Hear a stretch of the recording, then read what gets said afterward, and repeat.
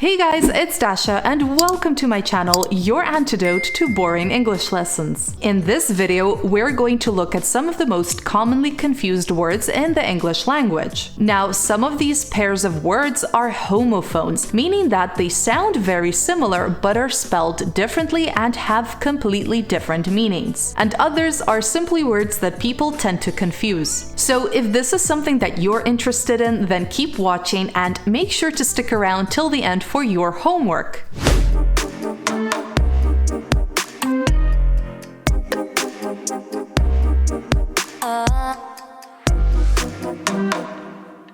The first pair of words we're going to talk about are advice and advise. Notice how you pronounce advise with a Z sound and advice with a S sound. These two words are spelled so similarly that no wonder people confuse them. An easy way to remember the distinction between the two is that advice is an uncountable noun and advise is a verb. Not really sure how that helps. Advice means opinion, recommendation, suggestion by someone that you do something in a certain way. We often use advice with the verbs give, get, and take. Let's take a look at a few examples. I could say I gave my best friend some relationship advice, or I really need to get some legal advice about the sale of my house. And lastly, Maria gave me some investment advice, but I didn't take it. Like I already said, advise is a verb and it means to give advice, hence the confusion. Note that it's usually followed by the preposition on. For example, I recently advised a company on a multi-million-dollar transaction. Alternatively, you could say Jack's father advised him to choose a career as a doctor.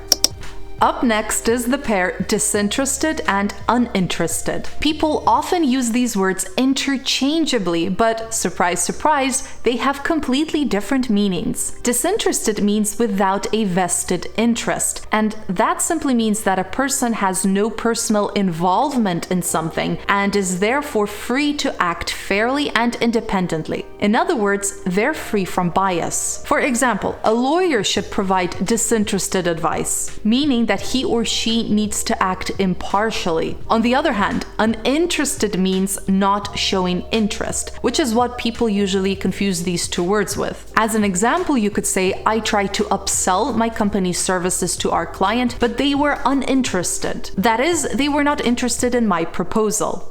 Moving on to the pair affect and effect. Don't worry if you confuse these two, because I can tell you firsthand that a lot of native English speakers don't even know the difference. Generally, we use affect as a verb and effect as a noun. The verb affect means to impact or cause a change. For example, the cold weather affected my orchids, meaning it almost killed them. To affect could also mean to impress the mind or move feelings. For example, you could say, I was deeply affected by the movie I watched last night, which means that the movie caused strong feelings in me and it moved me emotionally. However, the noun affect is commonly used as a noun, and it means consequence or result. For example, I took a pill because I had a headache, but it had no effect. Confusingly though, the verb affect means to cause something to happen, like to affect a payment. But in general, my tip here is to think of affect as a verb and effect as a noun and then take it from there.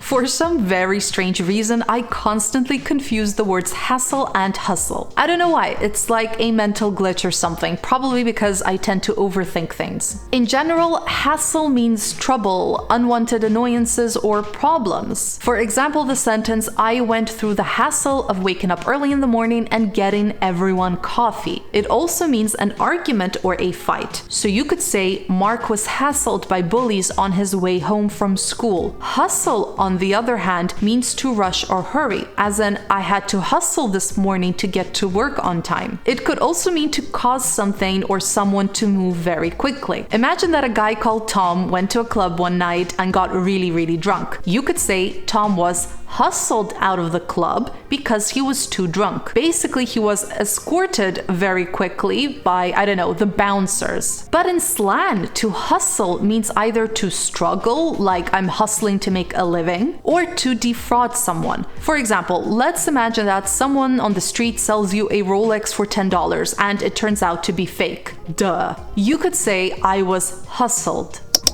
Turning to bases and bases. The noun basis is the underlying support or foundation for an idea, argument, or process, like a fundamental principle. Basis, however, is the plural of base, which is a foundation of something or an area or center of operations, like military bases, or a company could have several bases around the world. And confusingly, it's also the plural of bases. If you're struggling to remember the difference between the two, here's a tip. Bases with an I is way more commonly used than bases with an ES. So there's more chances that you're referring to bases with an I rather than bases with an ES. Let me give you a few quick examples. This lamp has a very heavy base, which is singular. Or the UK has 2 military bases in Cyprus. And the court found that there was no legal basis for a new trial, and so an appeal was rejected. In other words, there was no legal support that would justify the case being appealed.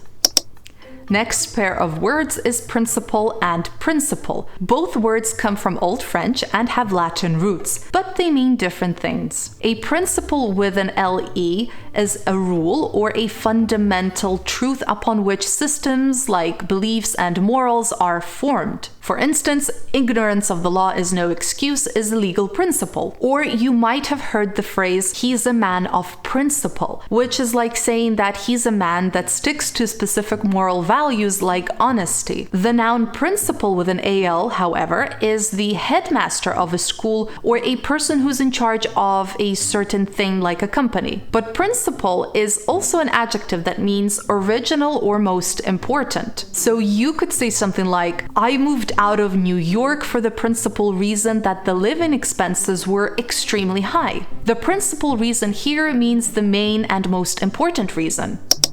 Let's now take a look at diffuse and diffuse. The word diffuse is both an adjective and a verb. As an adjective, it generally means that something is less concentrated. For example, a diffused light is a light that's not very bright. Similarly, as a verb, it means to make something spread out or to make something less concentrated. For example, if you light a scented candle, the smell will diffuse throughout the house. And there are 2 meanings of the word diffuse. The first meaning of diffuse is to remove the fuse from a device to prevent it from exploding, like diffusing a bomb. The second meaning is to reduce the danger or tension in something. For example, let's say that 2 of your friends are having a heated argument. You could diffuse the situation by calming them down. The next pair of words is accept and accept. In short, the verb accept means to agree to receive something that's been offered. You could, for example, say, I accepted his apology. But accept can be used as either a preposition or a conjunction, and it means excluding or with the exception of. An easy way to remember the difference between the two is that the X in accept stands for exclude. As a preposition, except means not including or other than. For instance, I work 6 days a week except Sundays. And as a conjunction, except means only or with the exception of. Take this sentence as an example. John didn't tell her anything except that he needed the money. You might have noticed here that we use except before the statement John didn't tell her anything. And it's then followed by that he needed the money, which is an exception to the first statement. The words bear and bear. The noun bear is an animal, but the verb has several different meanings. It could mean to tolerate something, like he couldn't bear the pain of loneliness. Or it could mean to carry or hold something. For example, the right to bear arms is the right to have or carry guns. Or the expression to bear in mind means to keep in mind. And it could also mean to produce by natural growth, like a tree that bears fruit means that the tree grows fruit. But the adjective bare means either without any covering or clothing, like bare arms, or it could also mean simple or basic. For instance, we need to keep the expenses to the bare minimum, means that we need to keep the expenses very low and very basic.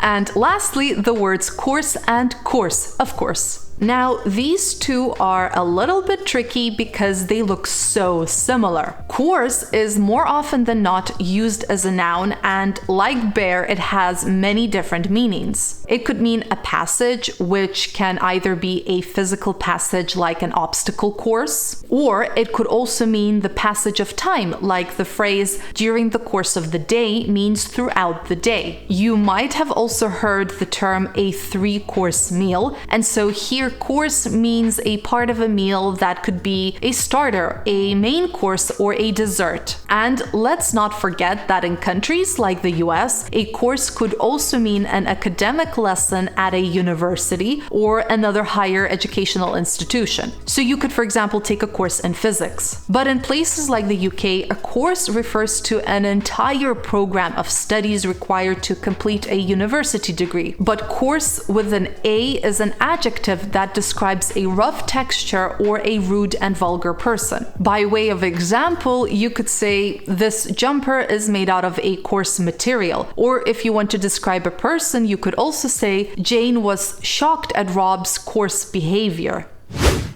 And it's a wrap. Your homework for today is to pick a pair of words from today's video and form sentences. You can drop the sentences in your comments below, and I will happily check them and give you my feedback. Don't forget to give this video a big thumbs up if you enjoyed it, and make sure to subscribe to my channel to not miss a video. I'll see you soon. Bye!